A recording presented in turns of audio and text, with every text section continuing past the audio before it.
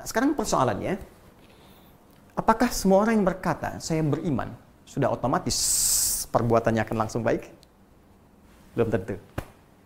Karena pernah ada kasus di zaman Nabi langsung, dicontohkan langsung di zaman itu, dan diberitakan kepada kita oleh Allah Subhanahu wa Ta'ala dalam Al-Quran surah ke-49 Al-Hujurat ayat ke-14. Ada orang Arab Baduy yang langsung berkata, saya beriman. Qalatil a'rabu amanna.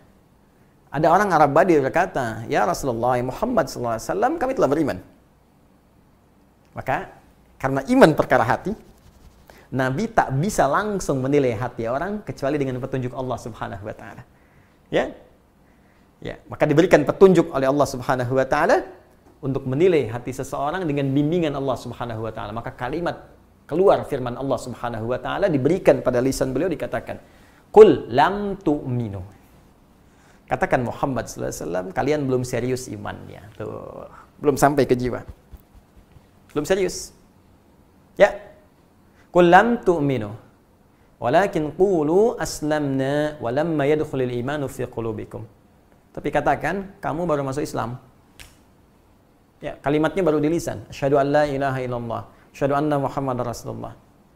Ya, baru di lisan. Cuma belum sampai ke jiwa.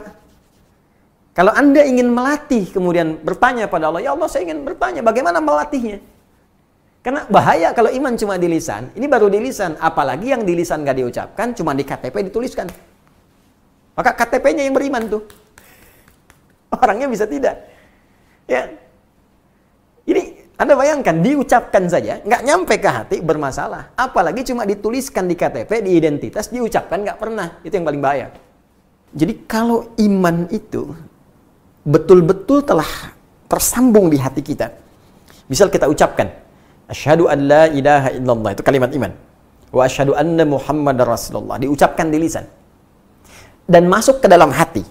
Ya, masuk ke dalam jiwa. Karena iman tadi pekerjaan hati. Maka iman yang ada di hati ini akan memberikan pancaran-pancaran, akan memberikan sinyal-sinyal kepada seluruh anggota tubuh kita untuk berperilaku, untuk berbuat. Dalam bahasa Arab, berbuat, berperilaku disebut amal namanya. Amal. Ya, tangan beramal, kaki melangkah beramal, berperilaku. Ya, lisan berkata itu amalnya, telinga mendengar itu amalnya. Maka iman ini bukan sekedar hadir dalam jiwa. Maka dia akan diekspresikan, dibuktikan iman ini dengan memberikan sinyal pada seluruh anggota tubuh kita untuk berekspresi, berperilaku sesuai dengan bimbingan iman yang ada dalam jiwa ini. Karena itulah banyak ulama mengartikan ketika seorang sudah beriman, iqrarum bil lisan, ya, dia mengucapkan komitmen, ya, mengucapkan, menetapkan dengan lisannya, wa tasdiqum bil qalbi, dia benarkan, yakinkan dengan jiwanya, wal amalu bil jawarih. Setelah itu, iman yang terpatri di jiwanya akan membimbing seluruh anggota tubuhnya untuk berekspresi. Nah, karena dibimbing oleh iman, maaf sekali, karena iman ini tadi melahirkan sumber ketenangan dari kata aman, sumbernya dari Allah Subhanahu wa Ta'ala. Karena Allah itu baik, ya, dan karena sifat ketenangan, keamanan yang bersumber dari Allah baik, maka semua ekspresi yang dibimbing oleh iman itu pasti baik. Dalam bahasa Arab, setiap kebaikan yang dibimbing oleh nilai-nilai yang baik, maka disebut dengan soleh namanya. Pekerjaannya amal, ya, perbuatan baik yang disebut soleh. Kalau kita satukan jadi amal soleh.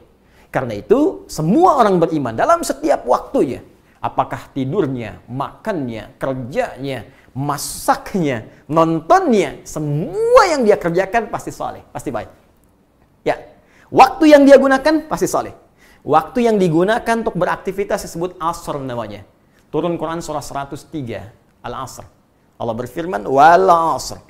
Demi waktu yang aku berikan pada setiap manusia untuk beraktivitas. Innal insana lafi khusr. Setiap manusia banyak yang rugi karena memanfaatkan waktu, karena menggunakan waktu, memanfaatkan waktu untuk perbuatan yang tidak penting. Ya.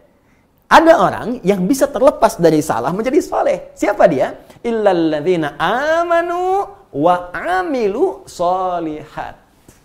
Coba lihat. Ya, ketika Allah menyebutkan kalimat iman, illalladzina amanu, iman, lantas bersanding dengan apa? Wa amilus solihat. Iman, amal. Iman, amal.